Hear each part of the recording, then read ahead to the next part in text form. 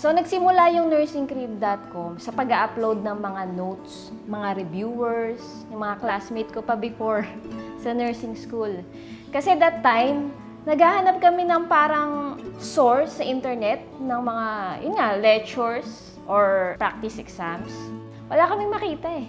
Yun nga, so naisip namin yung nursingcrib.com, doon namin lahat ilalagay. Isa sa pinakamahirap noon na na-experience ko is yung iiwanan ko yung pamilya ko tuwing gabi. Kasi nga nagtatrabaho ko sa call center and then travel 6 hours back and forth. Kaya naisip ko noon, bakit hindi na lang ako magtayo ng negosyo online para lagi-lagi ko naman kayong kasama, di ba?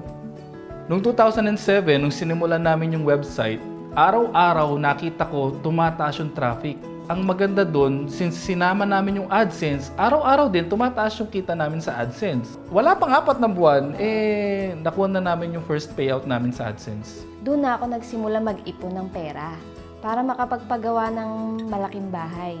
Nung ginawa to, talagang sobra-sobrang ligaya ang dinulot nito sa amin. Ito talaga yung pinangarap naming buhay. At tingin ko, kung hindi dahil sa AdSense, lahat ng pinangarap namin hindi matutupad.